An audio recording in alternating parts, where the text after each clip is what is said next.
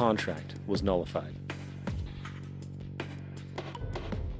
Then there is trade liberalization, or the opening up of the economy through removing any restrictions on foreign trade. This allows for a number of abusive economic manifestations, such as transnational corporations bringing in their own mass-produced products, undercutting the indigenous production and ruining local economies. An example is Jamaica, which, after accepting loans and conditionalities from the World Bank, lost its largest cash crop markets due to competition with Western imports. Today, countless farmers are out of work, for they are unable to compete with the large corporations.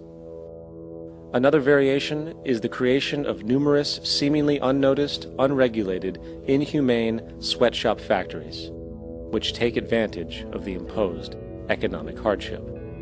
Additionally, due to production deregulation, environmental destruction is perpetual, as a country's resources are often exploited by the indifferent corporations while outputting large amounts of deliberate pollution. The largest environmental lawsuit in the history of the world today is being brought on behalf of 30,000 Ecuadorian Amazonian people against Texaco, which is now owned by Chevron. So today it's against Chevron, but for activities conducted by Texaco. Estimated to be more than 18 times what the Exxon Valdez dumped into the coast of Alaska. In the case of Ecuador, it wasn't an accident. The oil companies did it intentionally. They knew they were doing it to save money out there rather than arranging for proper disposal. Furthermore, a cursory glance at the performance record of the World Bank reveals that the institution, which publicly claims to help poor countries develop and alleviate poverty, has done nothing but increase poverty and the wealth gap, while corporate profits soar. In 1960, the income gap between the fifth of the world's people in the richest countries versus the fifth in the poorest countries was 30 to 1. By 1998, it was 74 to 1. While global GNP rose 40% between 1970 and 1985, those in poverty actually increased by 17%. While from 1985 to 2000, those living on less than $1 a day increased by 18%.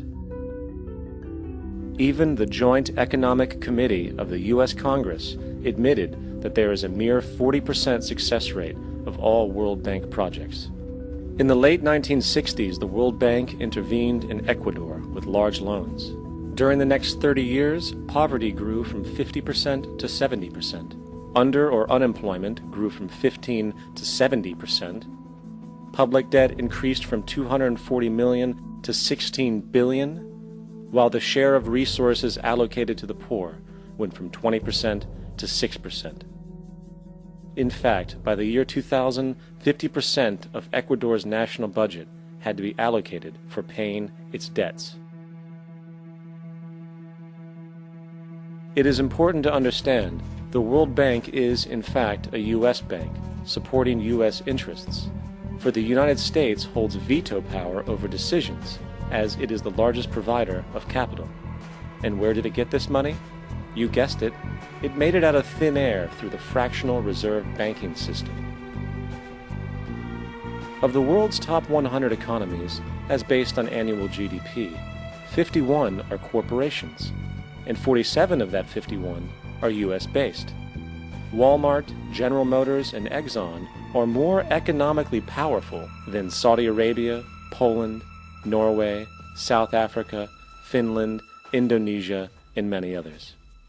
And, as protective trade barriers are broken down, currencies tossed together and manipulated in floating markets, and state economies overturned in favor of open competition and global capitalism, the empire expands.